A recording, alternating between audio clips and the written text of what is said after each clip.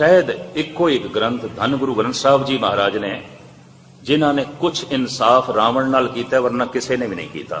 भारत के सारे रावण नूं दुष्ट कहते हैं, सारे उसनूं जालम कहते हैं। गुरु अर्जन देव जी महाराज ने इंसाफ किया। इस महापुरुष ने पूर्ण तौर पर जालम नहीं सी, हर ये कोई खूबी नहीं सी, ऐसा नहीं है। हर मनुख दे कुछ गुण आउंदे ने, कुछ औगण भी आउंदे ने। तो इस पुरुष दे कुछ गुण भी सन और गुणा दे उत्ते बिल्कुल पर्दा पा दिता जांदा है। कारण हार गया सी बेचारा। हारे होए दे नाल कलम दे धनी नहीं चलते, हारे होए दे नाल जबान दे धनी नहीं चलते, हारे होए मनुख दे नाल दिमागी बंदे नहीं चलते होंदे। जो जित जाए वो कालका हो जाती है, वो महाकाली हो जाती है, वो देवी हो जाती है। कि शायद किधरे हार जाए तो फिर डायन है। पुरुष है, जित गया है तो भगवान हो गया है, हार गया है तो शैतान। ये तो जित हार देते खड़ी है। दुनिया जेतू दे पीछे चल रही है। ये नहीं देखती कि ये जो जित रहा है कौन है, इसको नहीं देखती।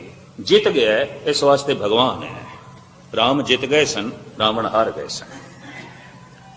अगर देखा जाए इंसाफ की कसौटी नाल देखोगे, इन्ना कसूर रावण का नहीं है, राम दे भरा दा ही है। उस जमाने च स्वयंवर की प्रथा आम सी, वर चुनना, स्वयंवर। कोई लड़की लड़के दे गल दे माला पा देंदी सी, इनू कहते सन स्वयंवर, खुद वर चुन लिया। ये समाज ने खुल दी हुई जिस प्रतिष्ठित जिहड़ियां इस्त्रियां इतिहास दे बणियां हुई स्वयंवर होया। वैसे सारियां दा सी, एक प्रथा सी जो बाद दे खत्म की गई। इस वास्ते खत्म की गई कि अक्सर लड़की जज्बे के तहत, भावनावां के तहत चोण कर लेंदी सी, रिश्ता निभदा नहीं सी। अगे नौबत तलाक तक पहुंचती सी, बच्चे रुलदे सन। समाज अगे आ गया, स्वयंवर की प्रथा खत्म करनी पई। धार्मिक मुखी अगे आ गए, उन्होंने स्वयंवर की प्रथा को खत्म किया। तो यह स्वरूप नखा वरमाला लक्ष्मण के गल दे पाण लगी है। लक्ष्मण कहता नहीं, मैं ता जिंदगी कुआरा रहने का प्रण किया है और मैं अपने भरा दे नाल रहना है। तू मेरे भरा नाल गल कर ले। दा मतलब है दूजी तीजी शादी की प्रथा सी उस जमाने च, क्योंकि राम दे नाल ते सीता सी। फिर भी लक्ष्मण कहता है मेरे भरा नाल गल कर ले। ये इतिहासक पहलू ने, ये इतिहास है। राम दे पिता दी 4 पत्नियां सन, दशरथ दी ये प्रथा सी। तो मेरे भरा नाल गल कर ले। दोवें सुनखे सन, दोवां दा रंग रूप महान सी, दोवां दा तन प्रभावित करता सी। दोवें सुशील सन, दोवें गुणवान सन और दोवें ऋषि विशिष्ट तो धर्म की शिक्षा पढ़े हुए सन। राम कोल चली गई। राम ने भेजा नहीं, मेरे नाल मेरी पत्नी है तो मेरे भरा नाल गल कर ले। गुस्से च आके लक्ष्मण ने नक कट दी। हुण किसी स्त्री की नक कट देनी, ये सारी जिंदगी लिए उसनों मुथाज कर देना है, करूप कर देना है। ये पहल लक्ष्मण तो हुई है, रावण तो नहीं हुई। किसी आम साधारण मनुख के भैन दे नाल इस तरह का व्यवहार होवे, शायद वह भी बदले की भावना च आ जाएगा। पर वो तो राजे की भैन सी, रावण की, लंकेश की। बड़ा शक्तिशाली, बड़ा ताकतवर। महाराज की बाणी कहती है, चंद सूरज जाके तपत रसोई। अज सूरज दीयां किरणां नाल चुल्हे जलन लगे ने, पर रावण के जमाने च उदों इस तरह सी। चंद सूरज जाके तपत रसोई। रसोई दे चुल्हे जलदे सन सूरज दीयां किरणां नाल, लकड़ां नहीं बलदियां सन। पता नहीं किस ढंग नाल उसने चुल्हे बनाए। उस जमाने सौर ऊर्जा, सूरज की रोशनी, सूरज की अग्नि तो कम लिया इस रावण ने। इसका मतलब है लंका इतनी उन्नत सी, रावण इतना अगे वध गया सी। और उसने महल दे उत्ते सोना चाड़िया होया सी, कहंदे सोने की लंका। शिव जी का उपासक सी पक्का। चारे वेद उसनों जबानी कंठ सन और बिना मन की इकाग्रता तो कंठ नहीं हो सकते। कई लोग मेरे को पूछते हैं ਗਿਆਨੀ ਜੀ ਕੋਈ ਖੁਰਾਕ ਐਸੀ ਹੋਵੇ ਜਿਹਦੇ ਨਾਲ ਬਾਣੀ ਕੰਠ ਹੋਵੇ? ਮੈਂ ਕਿਹਾ ਕੋਈ ਖੁਰਾਕ ਨਹੀਂ ਹੈ, ਮਨ ਦੀ ਇਕਾਗਰਤਾ ਨਾਲ ਕੰਠ ਹੁੰਦੀ ਹੈ, ਕਿਸੇ ਖੁਰਾਕ ਨਾਲ ਨਹੀਂ ਹੁੰਦੀ। ਹੋ ਸਕਦਾ ਹੈ ਕੋਈ ਡਾਕਟਰ ਮੇਰੇ ਨਾਲ ਸਹਿਮਤ ਹੋਵੇ, ਭਾਵੇਂ ਨਾ ਹੋਵੇ, ਉਹ ਗੱਲ ਵੱਖਰੀ। ਯਾਦਾਸ਼ਤ ਸ਼ਕਤੀ ਦਾ ਤਾਲੁਕ ਮਨ ਦੀ ਇਕਾਗਰਤਾ ਨਾਲ ਹੈ, ਕਿਸੇ ਵੀ ਖੁਰਾਕ ਨਾਲ ਨਹੀਂ ਹੈ। ਇਹ ਵੀ ਮੈਂ ਅਰਜ਼ ਕਰ ਰਿਹਾ, ਮਨ ਦੀ ਇਕਾਗਰਤਾ ਨਾਲ ਹੈ। ਸਾਰੀ ਜ਼ਿੰਦਗੀ ਜਾਪ ਸਾਹਿਬ ਪੈ ਪੜ੍ਹਦੇ ਨੇ, ਬੁੱਢੇ ਹੋ ਗਏ ਨੇ, ਜ਼ਬਾਨੀ ਕੰਠ ਕੋਈ ਨਹੀਂ। ਉਹਨੂੰ ਚਾਰੇ ਵੇਦ ਜ਼ਬਾਨੀ ਕੰਠ ਸਨ, ਜ਼ਬਾਨੀ ਪਾਠ ਕਰਦਾ ਸੀ ਰਾਵਣ। ਇਹਦਾ ਮਤਲਬ ਹੈ ਬਿਨਾਂ ਮਨ ਦੀ ਇਕਾਗਰਤਾ ਤੋਂ ਇਹ ਨਹੀਂ ਹੋ ਸਕਦਾ, ਉਹਦਾ ਮਨ ਇਕਾਗਰ ਸੀ। शिव जी का उपासक से और मामूली उपासक नहीं सी। एक दिन उसने कह दिता, ऐ भगवन, इस सिर देते आशीर्वाद का हाथ रखो, नहीं तो इस शीश की मैनू लोड़ नहीं है। शीश कट के अगों रख दिता है। गुरु गोबिंद सिंह जी महाराज ने 5 सिरां की मंग की है, और जैसे मंग की अद्धे तो उंज भज गए सन। ये गुरु नूं की हो गया? अद्धियां दे अद्धे माता जी कोल चले गए भी लाल जी नूं की हो गया, सिर मंगण लग पैन बंदियां दे। और जेड़े उत्थे बैठे हुए सन, सहमे हुए सन, ये तो खुशकिस्मती 5 तैयार हो गए वारी वारी। पर सतगुरु ने मंग की है, तां शिव जी ने मंग नहीं की थी। राम शीस वेट जो है, रावण शीस वेट करता है। हद हो गई, इन्ना प्यार शिव जी नाल, इतना कुर्बान जा रहा है शिव जी तो, इतना सदके जा रहा है, और इतनी उसकी भक्ति। शीस कट के अगों रखता है। धन गुरु अर्जन देव जी महाराज उसके इस त्याग नूं, इस बलिदान नूं अपनियां 2 पंक्तियां विच बयान करते हैं। चौबोले महला 5वां, सम्मन जो इस प्रेम की, दम के होती साठ, रावण होते सो रंक ने, जिन सिर दीने काट। ऐ धन संपदा दे मालिक, जे प्रेम दा सौदा, आशीर्वाद दा सौदा माया दी दमड़ियां नाल आउंदा, तो रावण कोई भिखारी नहीं सी, राजा सी। अथाह सोना रख के आशीर्वाद ले सकदा सी, पर उसने शीस भेंट कीता है। सम्मन जो इस प्रेम की, चौबोले मल्ला 5वां, ये बाणी है, उस बाणी का नाम है चौबोले। सम्मन जो इस प्रेम की, दम के होती साठ, रावण होते सो रंक ने, जिन सिर दीने काट। रावण कोई भिखारी नहीं सी, उन्हें अपना शीश कट के अगों रखे। उन्होंने पता सी कि रब्बी पुरुषों का आशीर्वाद माया की दमड़ियां नाल नहीं मिलता। तो जे माया की दमड़ियां नाल जो आशीर्वाद दे देंदा है, उहदे आशीर्वाद की भी उतनी ही कीमत है जितनी उस माया की, इस तो ज्यादा कुछ भी नहीं है। ये भी मैं अर्ज करते हैं, वो आशीर्वाद उतना ही है जितनी माया है, बाकी कुछ भी नहीं है, कुछ भी नहीं है। सम्मन जो इस प्रेम के, दम के होती साठ, रावण होते सो रंक ने, जिन सिर दीने काट। हुण शिव जी का आशीर्वाद प्राप्त, 4 वेद जबानी कंठ ने, महाशक्तिशाली है, बड़ा ताकतवर है। हारिया क्यों? हारदा की कारण? कहते भिरा बागी हो गया। भिरा ने सारे भेद दस दिते राम नूं, विभीषण। भिरा बागी हो गया, भिरा गद्दार हो गया। जद भी कोई कौम हारदी है, भरावां करके हारदी है। जद भी कोई देश हारदा है, यकीन जानो अपने करके हारदा है। अक्सर सारी दुनिया के इतिहास पढ़ के देख लेना, कोई ना कोई अपने विचों रस्ता दस देंदा है, इंज हो जाता है।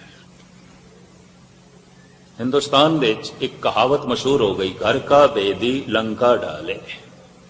सारी लंका तबाह हो गई सिर्फ विभीषण करके। रावण हार जाए सवाल ही नहीं पैदा होता। सारे राज दस दिते विभीषण ने रावण, इंज जित सकदा है, तो हो गई जित। मूर्छत होकर रावण गिरे है, सैकड़े बाण उसनों शरीर दे लगे ने, खून वग रहा है। कहते राम दे मुंह आह निकल गई जैसे पश्चाताप। और पता उसने लक्ष्मण नूं की आख्या, लक्ष्मण एक बहुत कीमती मनुख उसनों असीं जमीन ते गिरा दिता है। मैं थोड़े सामने इतिहास के पन्ने पे रखदा, ऐ लक्ष्मण एक बहुत कीमती मनुख असीं जमीन ते गिरा दिता है, और इस दे आखिरी प्राण निकलन, ऐ लक्ष्मण तू जा इस दे कोल कोई कीमती ज्ञान की गल सिख लै। मैं ना 10-15 साल देखे ने सिखा ने पता नहीं कितने गिरा दिते मनुख, जिन्हां कोल दिल दिमाग सी, जिन्हां कोल सोच शक्ति सी। किसी ते इल्जाम ला के गिरा दो, किसी नूं गिरा दो। गिराना तो आसान है। एक दरख्त नूं पैदा करने दे फुल फल तक अपनाने दे 35-40 साल लग जाते हैं, उन्होंने कटद्या कितनी देर लगती है। गंढेंदियां 6 माह, तुणेंदियां 1 खिनो। राम कहते ने लक्ष्मण एक बहुत कीमती मनुख जमीन ते गिर गया है, और ये वाकई खाक दे खाक हो जाए इस तो पहले इहदे तन दे जो चानना है, जो प्रकाश है, जो नूर है, जा तू भज के जा इहदे कोल लै। हुण जिस नाल इतना वड्डा युद्ध होया होवे और रावण की पवित्रता दे उत्ते एक भी धब्बा नहीं है, सीता नूं उसने सिर्फ कैद रखे है, अपने महलों विच कैद नहीं रखिया। अशोक वाटिका दे अपने महलों तो बहुत दूर बाहर, ये उसके उच्चे इखलाक की निशानी, इसके ब्राह्मण होने की निशानी। चुक के क्यों ले आया? उन्हें ऐलानिया किया सी कि मेरी भैन की नक नहीं कट्टी, मेरी नक कट्टी गई है, तो मैं हुण राम की नक कटांगा। किसी की पत्नी चुक के लियाना, अगले की नक कटनी, और की इस तरह की गल।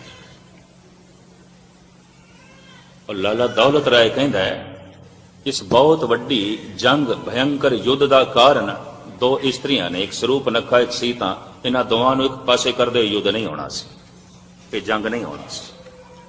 राम नूं कोई लोड़ नहीं सी रावण नाल लड़न दी, ते रावण कोई दुष्ट नहीं सी, इस वास्ते दुष्ट हो गया, वो सीता नूं चुक ले गया।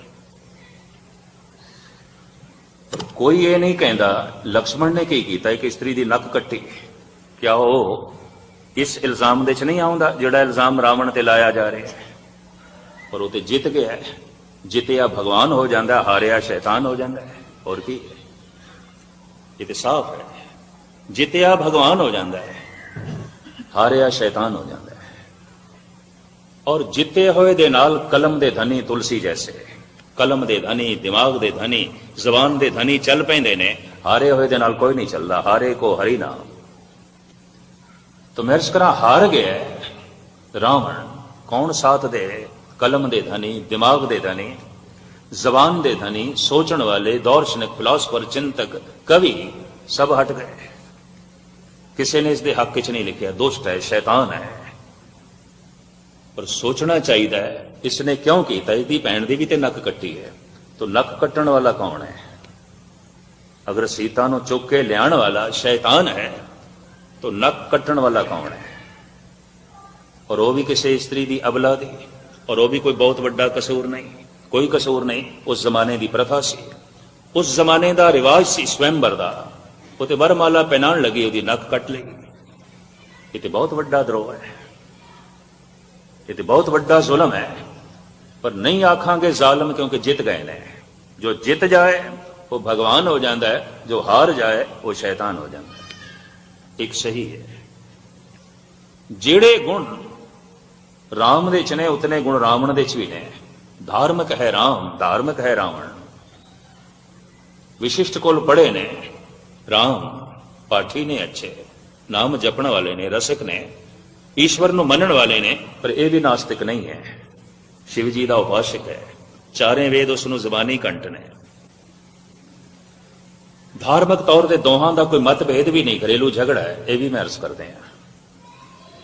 2 स्त्रियां ने एक पासे करते हुए जंग नहीं होनी सी, लाला दौलत राय ने ऐसा ही लिखे है। तो खैर मुख्तसर में अर्ज करा, राम कहते ने ऐ लक्ष्मण बड़ा कीमती मनुख जा रहा है, गिर गया। असी जिस इंसान को जमीन ते गिराया है, ये मामूली पद्धर का नहीं है, बहुत महान इंसान है। जा इसके प्राण निकलन, इस तो पहले इसकी कुछ महानता अपनी झोली च पा ले, तू भज के जा। लक्ष्मण गया, राम जिथे निर्माणता की मूर्ति सन, हलेम सन, उत्थे लक्ष्मण की तबीयत बिल्कुल इस तो उल्ट सी, बिल्कुल राम तो उल्ट। वो जिथे शांतमई सन, बिल्कुल क्रोधी सुभाव। वो जिथे दूरदृष्ट सन, इतनी गल लक्ष्मण दे च नहीं सी। ये भी मैं अर्ज कर दिया।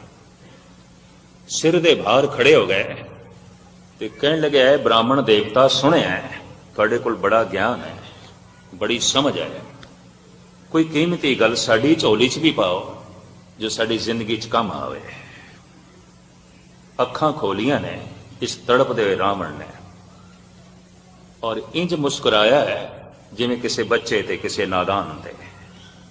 अखां मीट लईयां, तड़प रहा सी बेचारा, प्राण निकल रहे सन, नहीं कुछ बोले।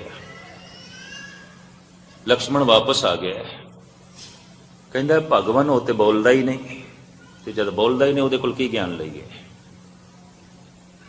राम कहंदे पुरखा तेरे कोल वो वसफ नहीं है ज्ञान लैण दा।